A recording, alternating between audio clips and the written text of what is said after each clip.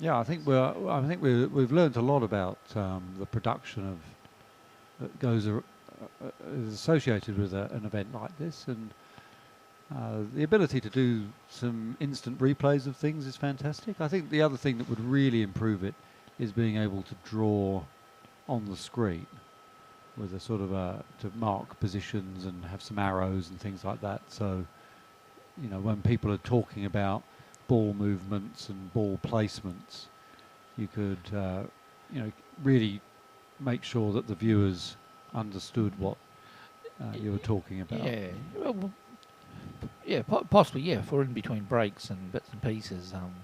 Some players will want to, or some viewers will want to just watch the game without the distraction of. Well, I suppose that's true certainly too. at points of the game and Yeah. between games and that, then the people want to do the analytics and work out what could have and should have. Well, we have could do that. quite a few of the experts that have come up to have a go at the commentary. Have talked extensively about the ball movements that they would employ. Yeah, and you can see that there are lots of ways to do things. There's several ways to do things, and I can see that the screen could end up looking like spaghetti after a while, but certainly sometimes it can be quite difficult to follow an advanced croquet player's train of thought as they. But we should give thanks to those experts. We struggled to get people to want to come up in the last few days. Absolutely. So thanks to Chris Clark and Ben Rothman and Eugene Chang and Yep. Pete Trimmer and Edward Wilson. Who have I missed? I think. And Simon Jenkins as well, Jenkins. who did the last.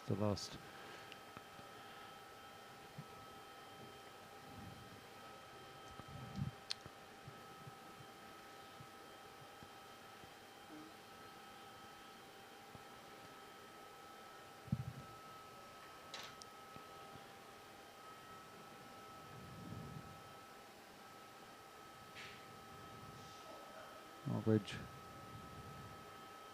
really has all the balls where he wants them at this stage.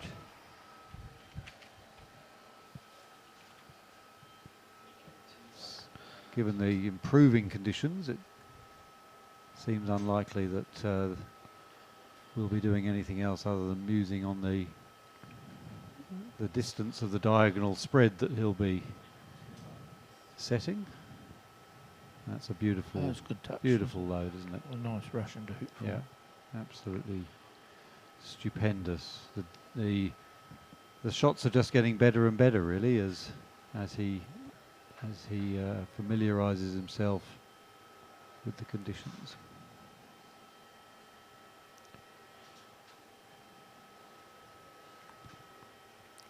So it's going to be a good hour and a half easily between croquet strokes for Matthew. So that'll be something else you'll have to contend with when he gets back out there. Yeah, that's right. And the next time he walks out and shoots could be the last if he's not careful. No, I'm calling a revival for Matthew and we're going to go down to a fifth game of class. Well, let's hope so.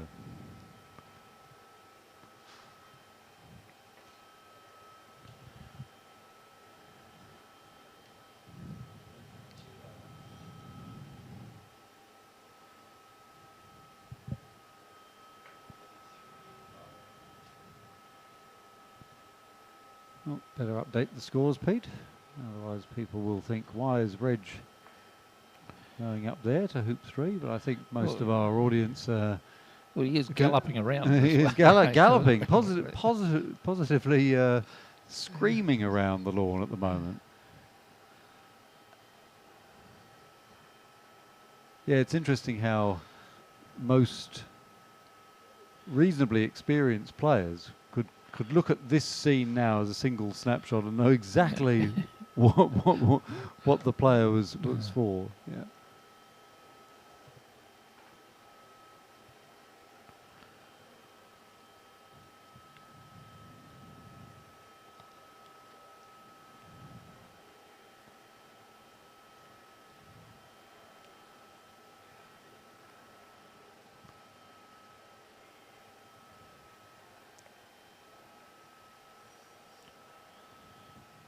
quite a few players in this event who are playing next weekend in the Ditson event in Yeah. Camaret, Sydney, which has been a well-subscribed event over the last half dozen years. It's because it has prize money. One of the Well, reasons I believe that it might be the richest AC purse in. tournament. Yeah, and it's one of the most enjoyable events on the calendar. And It is. Only runs for 3 odd days, but the format's great. You know, you're never out of it all the way through. And well, David Stanton, who runs the event, plans the order of games with the most incredible ingenuity and creativity.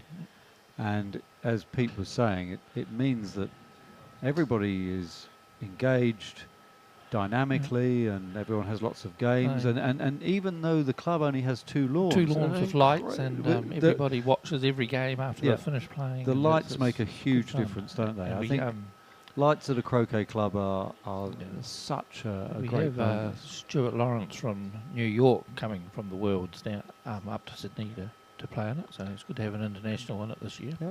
Well, we were hearing about the travel plans of some of the croquet players after the tournament, and several of them were saying that they were coming to Sydney and hoping to see the sights. Well, I would recommend an evening at Camaret, wonderful, with a glass of wine and some of the fine fare that's often on show. With some brilliant cooks players show their prowess. Impressed with the Essendon and the Belmont and Williamstown lawns. So I mean the Essendon lawns, I think, are close to the best pair of lawns I've played on in Australia for a long time. But Belmont are very, very similar. Well, the Cooks River Club in Sydney's got an impressive set of free lawns now. It does. Thanks to beautifully yourself. Well, no, I mean I occasionally get on the Toro and spin it around, So but the real mastermind of that, of course, is Rob Elliott, who has done an incredible job on those, and we're very much hoping that could be a major venue in so if you are in Sydney and you're wanting to play the newly formed Cooks River Croquet Club in Tempe, it's a good venue to seek out, and you'll find plenty of people that will be putting their hands up to play. And right next to the airport as well. Yep. So for a cheeky thing to do after you've checked in, just get a cab over to Cooks River and run a few breaks. But definitely coming to the Dixon. Break of Regis is pretty standard and under control. It is moving along. So it is totally textbook, isn't it? It's not much. I suppose there's some interest in the leave, what leave he's going to choose on this game. But his diagonal spreads have been pretty solid on the right distance, so I'm not expecting too much different. Certainly he is picked up the pace a little bit here. Well, you certainly recognise that the importance of that finishing turn last time, especially seeing Matthew was already on 4 back. Any error could, all of a sudden swing this match wildly. That if Matthew's going to this game with a 2-1 lead, the difference in that is incredible. So he knuckled down, took the pace down a little bit to make sure of no errors at any time, and managed a pretty classy triple. So he takes the 2-1 lead, and he looks a little bit more relaxed and thinking, well, it's... Well, I mean, that's fantastic to be able to be in control of the tempo of the game like that, and to have the discipline to keep yourself to play to the pace that you think is the optimum to get you to complete what you want to complete is fantastic. And the concentration it must have taken to do those 2 turns in the last game for Reg when he was behind a break, and come out to be able to do this without a sign of faltering. It's huge mental skills he has and his ability. Yeah, we didn't quite check the time that this break started, but it's palpably at a higher tempo.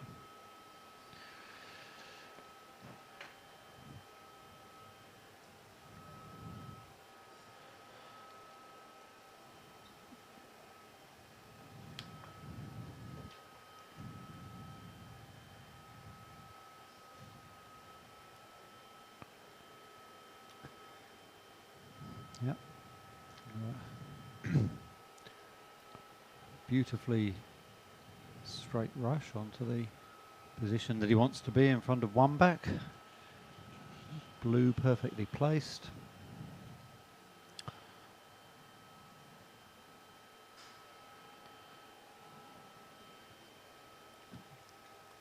Looks a very different proposition to 10 o'clock this morning.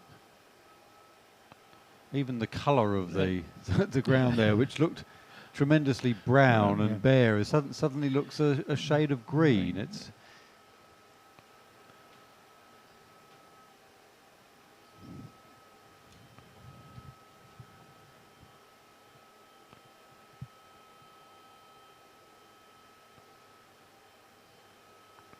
How many people have been viewing today, Gareth? well, log on to watch the final of the World Championship. well, it's oscillated between about 300 and 500 people watching live, yeah. and of course on at the moment, a number of people have been watching the recordings, which are available on the same site.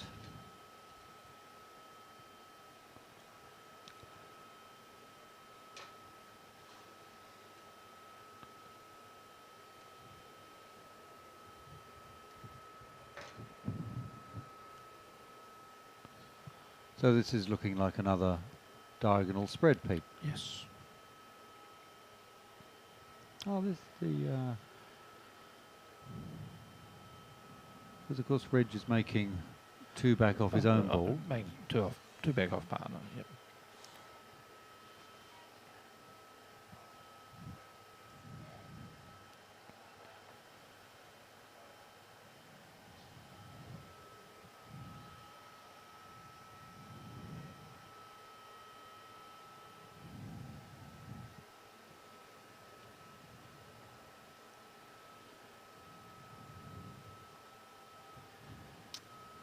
And there goes the three-back pioneer. And then game 3, Reg also pushed his diagonal spread quite northerly, so I think he'll be doing, knowing Melfield was taking the A-ball shots. So I expect him to do much the same as long as he can control that black ball around the peg area.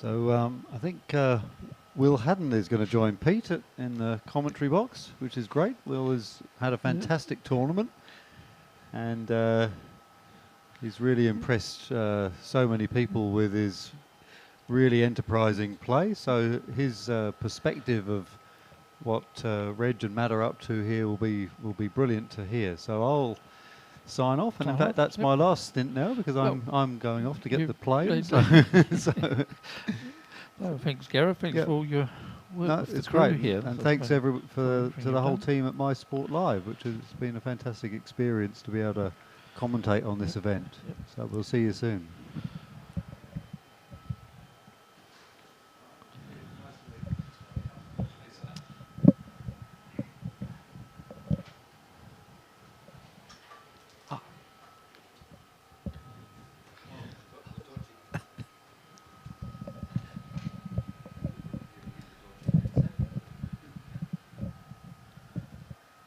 Thanks for that, Gareth.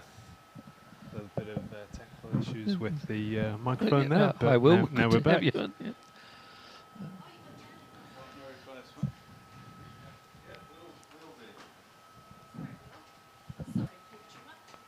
So Will's just joined us when Reg is completing his break of 9 and got the balls laid out for his diagonal spreads he's been doing all week. Yeah, it's been interesting to me to see just how many diagonals have been done. Yeah. It's certainly the first leave I was shown and the first I've sort of mastered, and then I've moved on to NSL.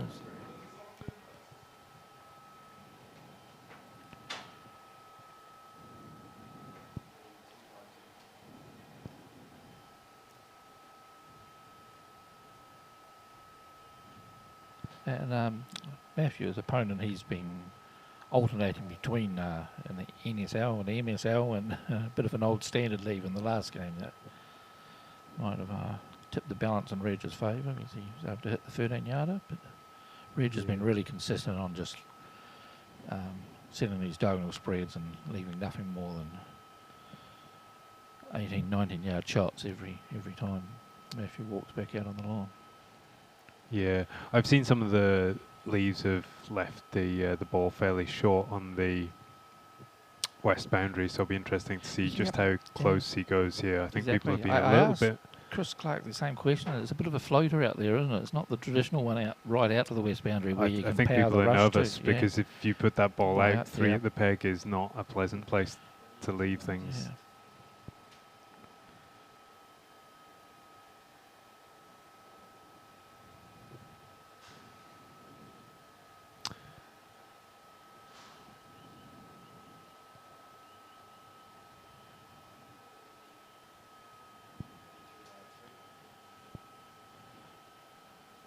Again, it's really only as far as the hoop. Hoop, yeah. Maybe he's always rushing a little bit closer after free back to make sure control around this hoop area. And that's the safest place he gets the western ball.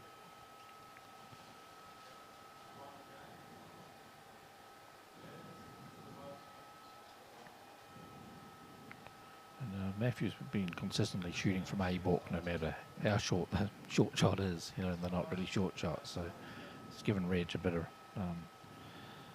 freedom to, push the leave. A good 16 yards north of corner 4. Yeah, so it's a good bit off the peg. You've got to be precise where you put that ball on the boundary.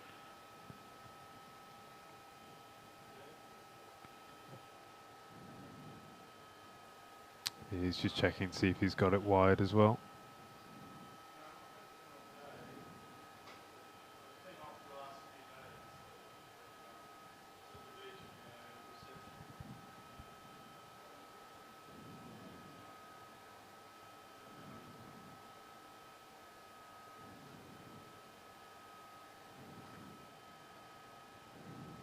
Looks fairly accurate. Some players will go and sort of put their mallet down on the boundary and then walk back and check everything up, but I haven't seen that done here.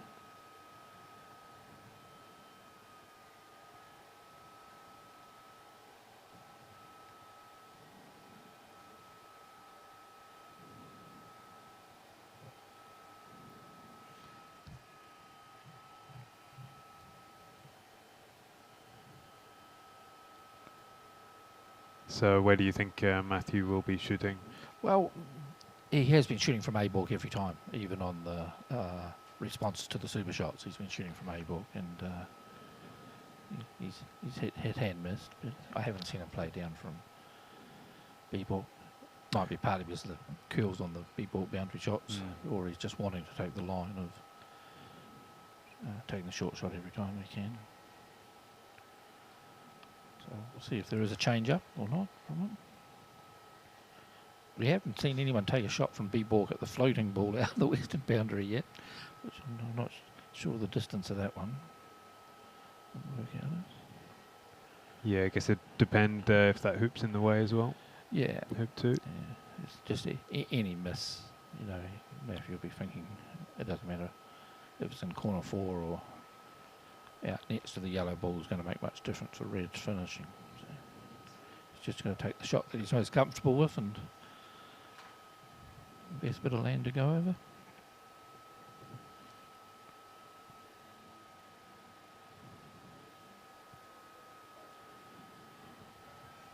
so he's already Me- down there. Yeah. measuring.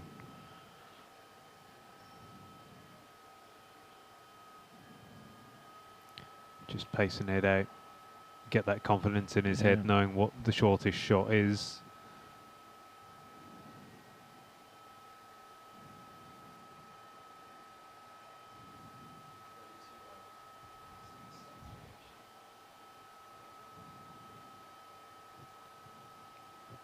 So it looks like it's a walk. Yep.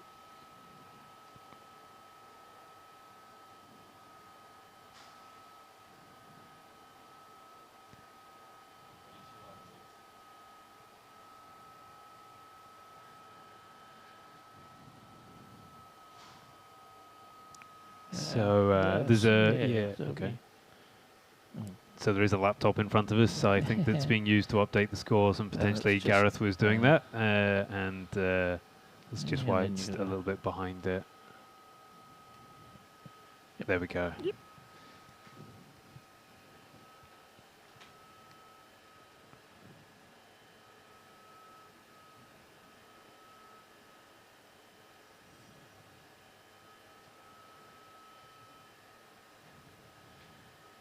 Looks like there's a slight breeze out there. It actually looks like the flags have changed direction. Yeah, it's picked up again, hasn't it? Yeah, and a different. Yeah, quite right. Well, it's blustery going east to west.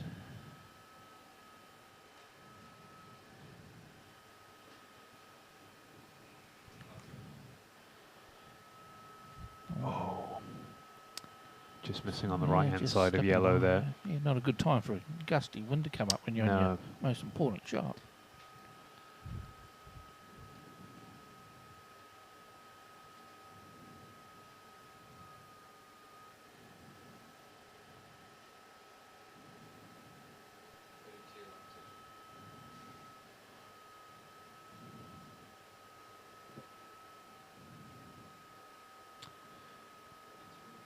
Reg getting ready there. Looks like one of them has a different length of yard than the other there. So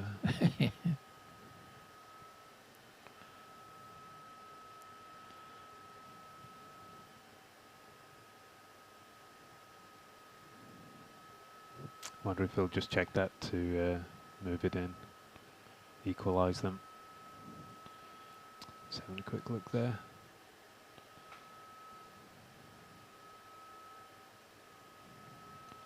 No, he doesn't seem too bothered by it.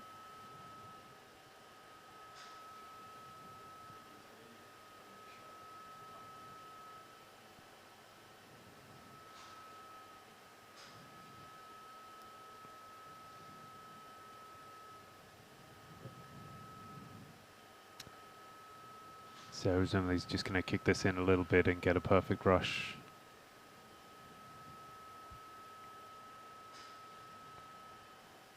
When he was playing very deliberate on that last game on these breaks, he was walking right up to finding the spots every time that he wanted to play the croquet shot from these important ones. But he looks like he's not doing that this time.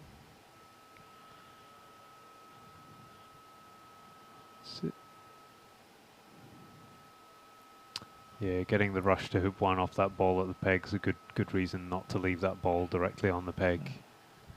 You give yourself space, you've got space to get the rush.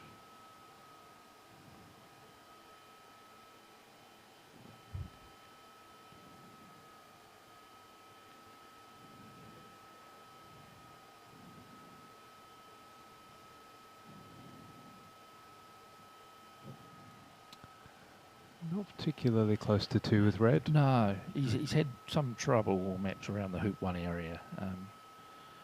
A few hoop approaches and a few runs of the hoop where it's just bobbled through. So I think he's prioritising this rush 2-1 as rather than. Oh, and he's also left it a bit easily, hasn't he? Yeah, you might be happy with that one. Yeah, that's a long way to the side. It's that side approach that everybody's been a little bit fearful of. Well, yeah. I think there was one earlier today actually where he failed to get in front from the side, and that let Matthew in.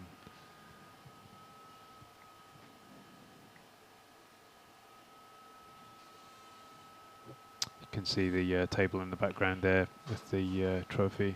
The silverware, yeah. And of course, Reg's name's etched in that a few times.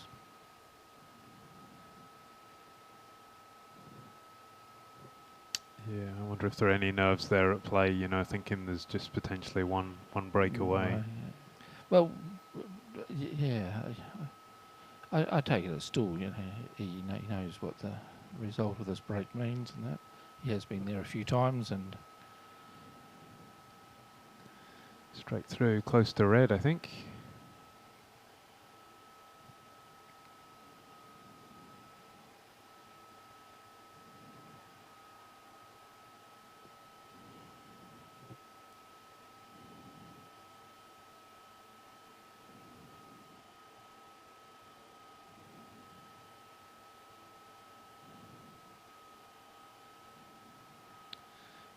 He got contact, but then he's got a second Hooper Broch from the side. Yeah.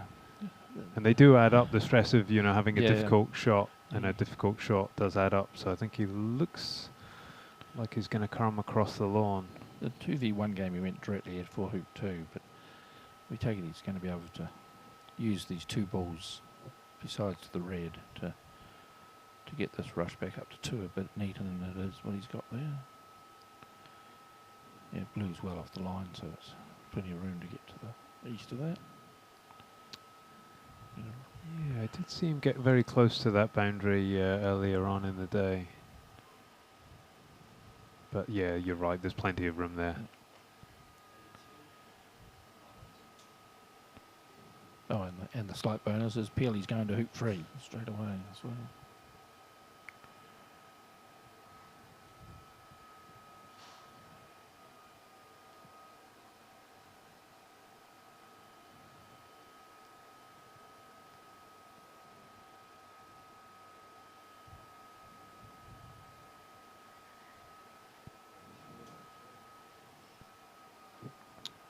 Looks a little bit past it.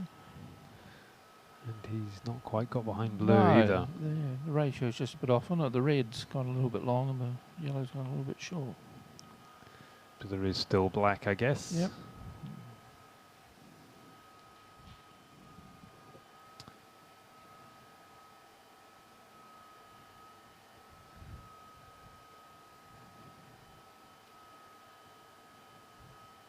Just wonder where exactly black is in terms of the hoop, you know, getting behind it to get a nice rush. Yeah, hoop 5 might come into play, and I think that's what he's gone down to check, that he rushes past that line.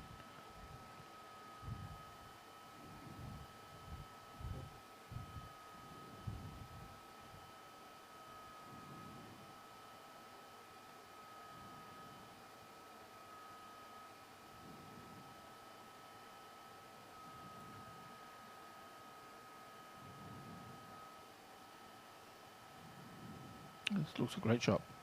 Yeah.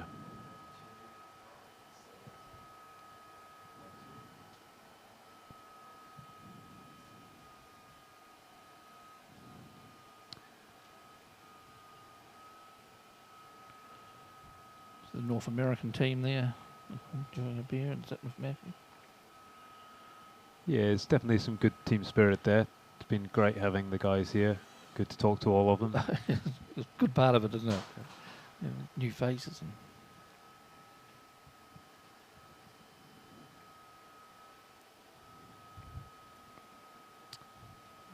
It's that side approach again.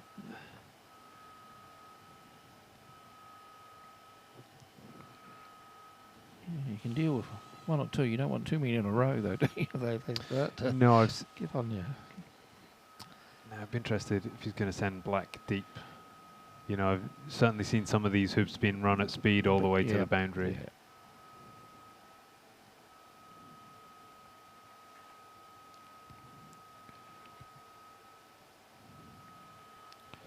Right in front. Yeah, right in front. The red pioneer at hoop 3 is as well east of the hoop, so Reg won't get a rush towards it with this ball. He prioritised getting in front of that hoop and making sure there's no issue of not getting through it. So he still requires to play a couple of good croquet shots.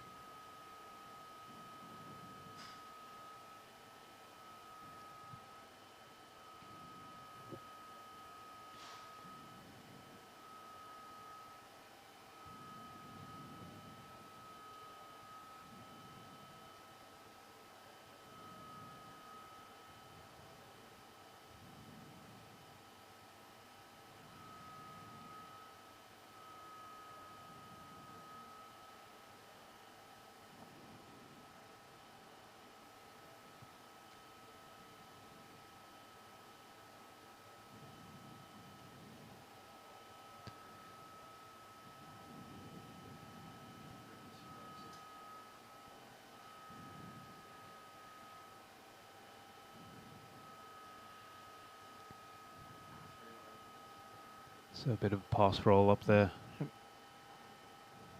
See if he can get behind blue. Doesn't look like he's quite got the rush on it. Bad.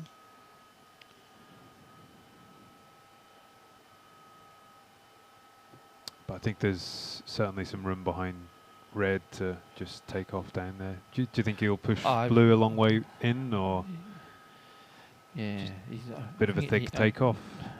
Well, yeah, I think he will. Yeah, just chip that through, and yeah, I'm not sure if he's going to roll blue up and while going to the red. The good thing about with these balls, the back ball being able to get up, there's no issue about keeping the reception ball for after the peel, south of hoop 3, and confident that the yellow will get to the red out the side. So you're right. He does look like he's taking those both balls down. He does want to get that peel.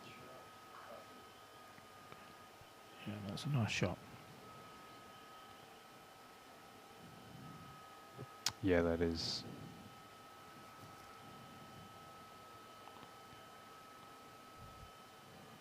So after a tricky couple of hoops, he's got it looking pretty tight.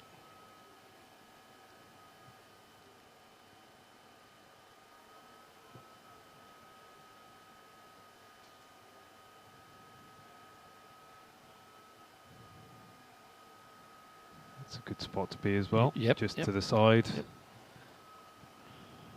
Play a bit of a natural croquet stroke as a hoop approach, so not too much concentration on the red, just landing that yellow in a nice easy running hoop position. Just a good shot. Yeah, it's nice and close. There's been a lot of return roquets throughout the tournament, I think. Yeah, yeah, very much so. People don't take much chance when there's an angle on the hoop. Making sure they run it and take their chance with the return roquet.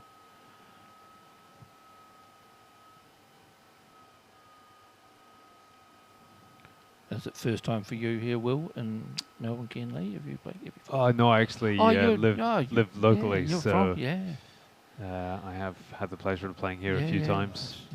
Yep. Oh, sorry, my apologies. I've seen your name in the events here. But the first big international tournament, so it's been fantastic.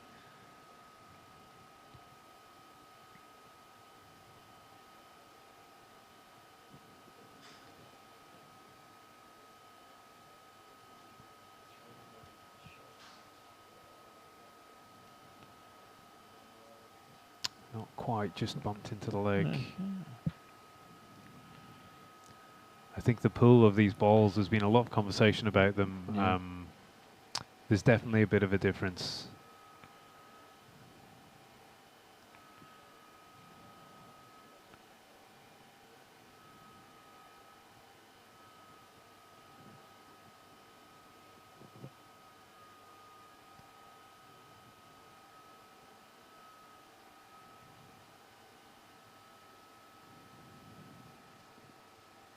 So when do you think he's going to come back to red? After 5? No, I think he'll come back up after 4 just to set it, so that he. Because it's already fairly so close. he'll be peeling 4 back, going to set. So I think he'll want to possibly bring the peely a little bit south of where it is, and lay that that rush ball to hoop 6 in a good spot, and getting up there after hoop 4 would have been allowed to do that, but otherwise he could play a croquet stroke from south of blue as the escape ball, but then it requires a definite rush out of hoop 5 rather than a croquet stroke to the ball, to the peony.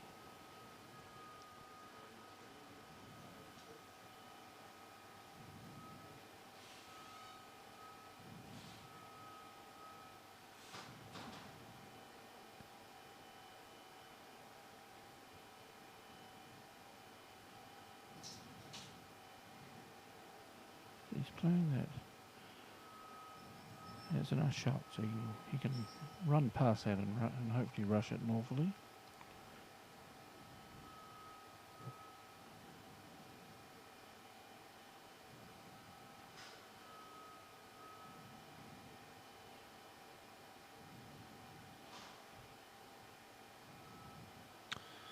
Yes, and he's got a rush.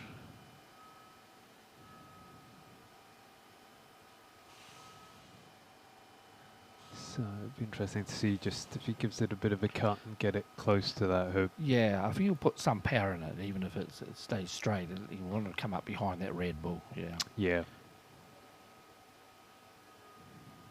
that was a good shot. And he can afford to put this yellow north and west of the red, and even have the rush facing out to the west, and because the takeoff will be a nice angle back to the ball near 5, and it'll push the red back in towards the peeling position.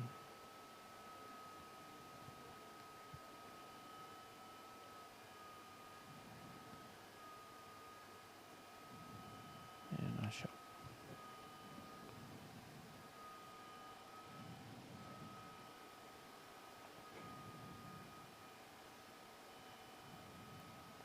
He's kept the red kind of tight to the hoop, hasn't he? Yeah, I was wondering if yellow might have gone a bit, deeper, but Yeah, I thought he might have come behind the hoop, but he wasn't taking any risk on that.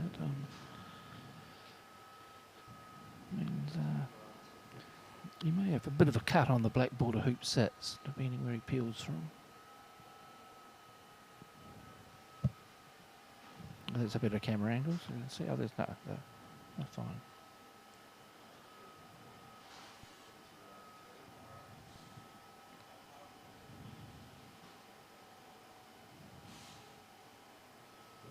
yeah, it's nice and close to blue. Yeah.